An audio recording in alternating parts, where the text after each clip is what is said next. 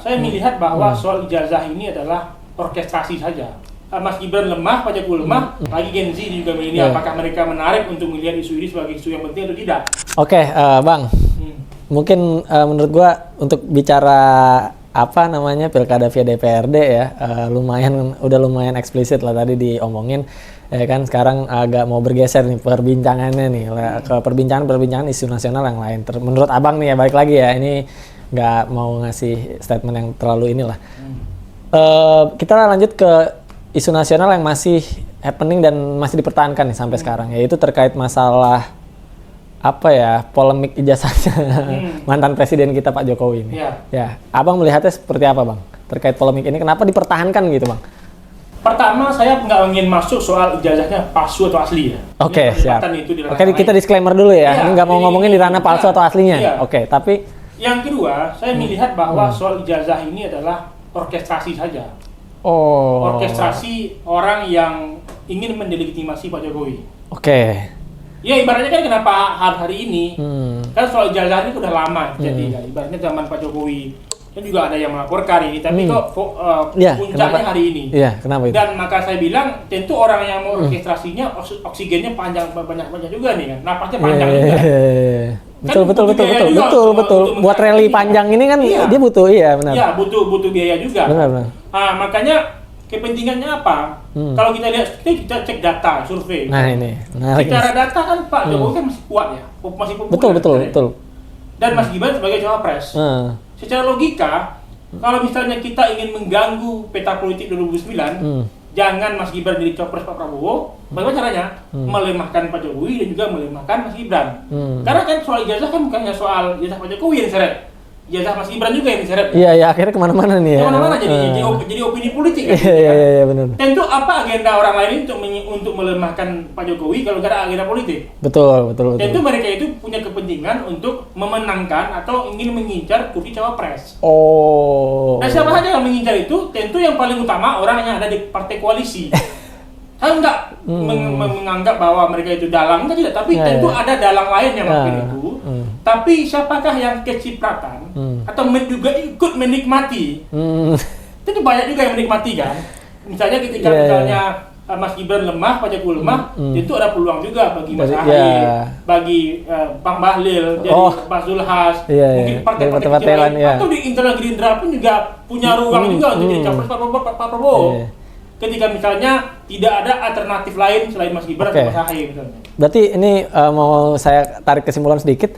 Berarti ada porosnya Pak Jokowi sendiri dan ada porosnya koalisi nih. Iya. Lagi beradu nih sekarang posisinya. Kalau secara saya nggak melihat ini secara terbuka ya, tapi ada orang yang menikmati saja. Berarti di kalangan di golongan poros koalisi ada yang menikmati hal-hal yang kayak gini nih ya. Soalnya akhirnya kan maksudnya kayak dirawat gitu ya, namanya isu-isu ini ya. Dan mungkin yang saya nggak tahu, saya nggak ingin menuduh ya. Mungkin itu ada yang melakukan itu ya, mungkin orang luar saya nggak tahu siapa. Tapi karena ini kenapa dia selain soal orang itu ada yang dikasih oksigen panjang, yang kedua ini juga ada orang yang juga nggak suka dengan Pak Jokowi aja. Kita nggak harus pungkiri bahwa setiap pemimpin ada yang suka ada yang tidak. Dan mereka mampu aja ngasih makan orang-orang yang suka aja. Sehingga orang yang sudah kumpul kan, bahwa mereka rasa benci mereka itu yang 10 tahun nggak disalurkan lewat ijazah ini. Gitu aja sebenarnya. Nah, terus semalam nih, saya kan kebetulan lihat nih, Abang ngasih statement terkait pengamatan Abang di TV nasional ya, semalam itu ya, terkait masalah keterlibatan SBY atau ada bahasa SBY turun gunung dan segala macam. Bisa dijelasin nggak eksplisitnya Bang, terkait apa maksud apa keterlibatan SBY di urusan ijazah Jokowi ini? Secara pribadi, ketika itu memang ada tuduhan kepada Pak SBY ataupun kepada saya mesti melapor ke hukum. Itu yang pertama. Tapi Pak SBY ini adalah mantan presiden, ketua Dewan Pembina Partai Demokrat, dan ayah dari Mas Ahy. Secara politik ada makna lainnya itu.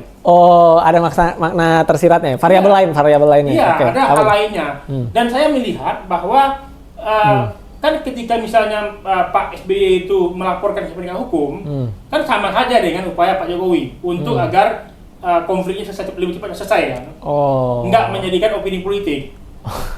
Kalau kita baca statement ya, Prof Umam atau mungkin Andi Arief, kan dia bilang bahwa hubungan Pak Jokowi dengan Pak SBY baik-baik saja. Itu bisa dicek di berita loh. Iya. Artinya apa? Bahwa Demokrat pun nggak mau juga dikambing hitamkan sendirian soal ini. Yang kedua, ini menjadi ruang komunikasi juga bagi Demokrat untuk melihat ke depan. Karena yang terpenting kita juga lihat bahwa Mas Ahaye itu jadi menteri di periode kedua Pak Jokowi. Ada utang budi juga kan. Nah, tentu juga akan melihat ruang komunikasi juga ke depan. Kalau misalnya konstitusi berubah, jangan sampai Demokrat hanya komunikasi dengan porosnya satu aja atau mungkin dengan Prabowo aja. Karena kan dengan Bu Mega kan juga nggak terlalu kuat juga kan. Maka ruang komunikasinya harus cair untuk apakah untuk mendorong Mas Ahaye sebagai capres atau cawapres siapa. Itu satu faksi yang juga akan menentukan faksinya Pak Jokowi gitu. Oh, paham. Nah, maksudnya gini, Pak. Apa namanya terkait masalah ijazah nih. Masih ngomongin ijazah lah kita. Eranya Jokowi presiden itu kan bisa seleluasa dan bisa setinggi itu wewenangnya untuk ngeredup berita-berita atau isu-isu yang lagi berkembang nih. Nah, kenapa di eranya Prabowo ini yang mana Prabowo juga kan mau nggak mau punya utang budi sama Pak Jokowi lah terkait suksesnya dia jadi presiden. Kenapa Pak Prabowo tidak menggunakan kewenangan tertingginya dia itu ya untuk meredam atau mengklirkan saja ini isu ijazah ini? Soal secara statement dia udah pernah juga bilang Pak Prabowo itu kan soal ijazah dia juga pernah bilang dan kita nggak tahu karena kan di paksi-paksinya Pak Prabowo itu juga ada orang lain juga kan yang memang nggak suka Pak Prabowo dekat dengan Pak Jokowi. Bisa jadi ini bagian dari operasi. Iya, ibaratnya kan juga banyak yang sebut bukan operasi tapi orang juga menikmati itu. Iya, balik lagi. Karena kan ibaratnya kan kalau misalnya Pak Jokowi dengan Pak Prabowo itu didukung di Pilpres 2024, apakah ada orang yang ingin Pak Prabowo sendirian saja di 2029? Tanpa faktor Pak Jokowi, tanpa faktor Pak Prabowo atau faktor Pak SBY. Atau mungkin faktornya berubah. Dulu bersama Pak Jokowi, nanti sama Bu Mega deh, atau sama Pak SBY deh. Jadi ada opsi-opsi yang dibuka. Dan ini kan lumrah saja. Ketika kekuasaan direbut, maka pangeran akan bertanding kan itu kan. Berarti kemarin itu balik lagi kita flashback recall yang terkait masa Pak SBY keterlibatannya itu. Itu sebenarnya bergening SBY apa Demokrat sebenarnya untuk terkait masalah dia klarifikasi punya kedekatan yang baik dengan Jokowi. Dan tentu bagiannya demokrasi. Karena paling tidak yang pertama ini juga kita harus baca juga bahwa Pak Jokowi meskipun dia ini belum resmi menjadi bagian dari PSI, belum resmi ya? Iya, belum. Belum resmi dari PSI. Secara elektoral kan masih kuat loh di Jawa Timur, di Jawa Tengah atau mungkin basis-basis juga akan jadi peluang bagi Demokrat. Kan ini ketika orkestrasi ini selalu terus berjalan, tapi tuduhan itu dilemparkan ke Demokrat, itu merugikan juga Demokrat di bawah kan. Mereka pemilih Pak Jokowi akan dendam juga dengan Demokrat. Makanya saya melihat bagi Demokrat itu dengan mengeliminasi ini sebagai opini politik, mereka akan lebih dewasa untuk bisa disenangi juga oleh pemilih Pak Jokowi. Yang kedua, tentu keuntungan Demokrat apa? Tentu untuk melihat bagaimana potensi politik ke depan. Karena paling tidak telunjuk Pak Jokowi masih dibutuhkan di 2009. Betul. Dan ini bagaimana kita melihat posisi ke depan, apakah nanti Mas Ahaye dengan Mas Gibran, atau banyak kemungkinan yang terjadi kan? Iya, benar. Siap dalam politik kan ini kan mencari kemungkinan di atas kemungkinan. Iya, betul. Pak Jokowi dengan Prabowo bersaing. Lalu masuk kabinet, lalu berteman. Ibaratnya kan dalam politik kan mungkin saja. Mungkin saja Pak SBY juga bertemu dengan Bu Mega nanti. Iya. Kita nggak. Mungkin saja gitu. Ibarat kata politiknya kayak ibarat kata di ombak yang lagi tinggi lah ya, jadi bisa jadi ya kapal nggak tahu kita bermuaranya kemana gitu ya. Ini menarik nih masih terkait ijazah Jokowi. Nah itu udah selesai lah kita ngomongin ijazah, kita ngomongin pileg via DPRD ya kan. Sekarang saya mau bahas di pembahasan di tema yang terakhir lah nih ya, Bang ya, terkait masalah beberapa nama-nama besar yang populer lah terkait yang tadi Abang bilang kan sempet kalau misalnya via DPRD kan orang-orang yang populer di sosmed ini kan akhirnya nggak bisa nih. Kecil kemungkinan bisa untuk bertarung kan akhirnya kan. Nah isu DPRD dan Jokowi ini sebenarnya kalau secara akal sehat itu perlu nggak sih dirawat, Bang? Perlu nggak sih kita tahu gitu, masyarakat luas tahu terkait dua isu ini? Ya kalau misalnya isu Jokowi kan juga udah banyak masyarakat tahu kan. Karena juga ada entertain juga di sana. Ada juga yang menikmati, juga ada yang menikmati view juga. Soal pilkada DPRD ini kan masih menjadi isu elit, isu pengamat, akademisi, mungkin teman-teman yang masih kritis dengan isu ini kan, belum menjadi isu umum karena memang karena kan secara politik ini kan masyarakat kita belum menganggap bagaimana pergejolakan isu-isu lewat DPRD ini penting bagi mereka. Lagi Gen Z juga milenial, apakah mereka menarik untuk melihat isu ini sebagai isu yang penting atau tidak? Maka ini juga penting kita lihat ke depan.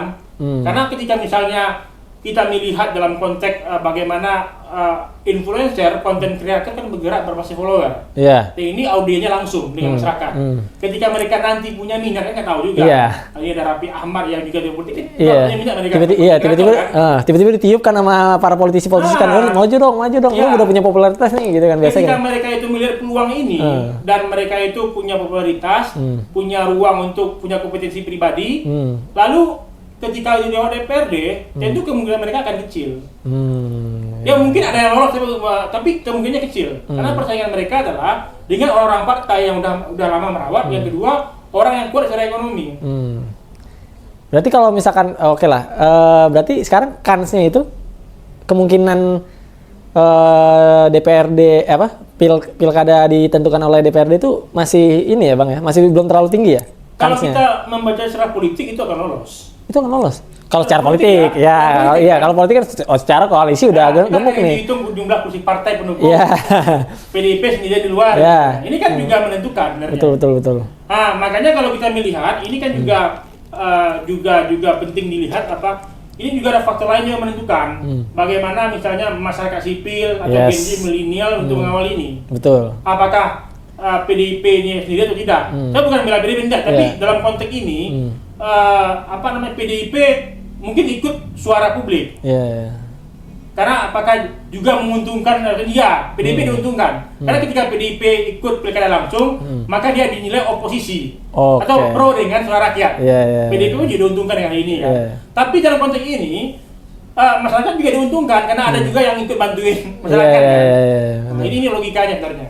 Berarti secara elit politik itu benar-benar bisa gol ya. Tapi kalau misalkan secara stabilitas nasional gitu ya, stabilitas politik nasional, kalau misalkan memang variabel masyarakat sipil influencer diperhitungkan, ini bisa jadi nggak gol. Itu ingat yang PPN 12% kan? PPN 12% ingat. Nah, ini kan juga gejolaknya juga lumayan besar juga kan, banyak kritik ini akhirnya turun jadi 11% kan. Ketika misalnya ada gerakan atau mungkin protes, tapi protes yang logis ya. Jangan provokasi, bisa dibilang provokasi gitu. Ini juga penting juga kita lihat bahwa ketika mereka itu menganggap pilkada lewat DPRD nggak logis, itu membuat ruang mereka sebagai content creator, influencer itu akan sempit. Ketika menjadi politisi nanti, mending dukung aja pada langsung. Tapi dengan saya logis, jangan kebencian. Nah, yang jelas ketika mereka itu lewat DPRD, para influencer juga akan susah mendapat ruang. Pertama mereka itu bukan kader inti partai, nggak cukup lama berpartai, cuma modal populer dan juga modal follower kan. Kalau mereka ingin mengabdi di pemerintahan maka ruang yang menguntungkan itu langsung. Oke, paham. Oke, kalau gitu Bang Arifki, thank you banget nih atas statement-statement dan penjelasan-penjelasan yang eksplisit, yang komprehensif. Ini jujur ngebuka insight baru ya buat teman-teman, buat saya sendiri, termasuk juga buat audiens sudut alternatif dan Aran Kanda nih nantinya nih ke depan nih. Mungkin itu aja kali ya Bang Arifki ya, kita ngobrol seputar pilkada dan isu ijazah Jokowinya. Dari saya pamit undur diri, terima kasih.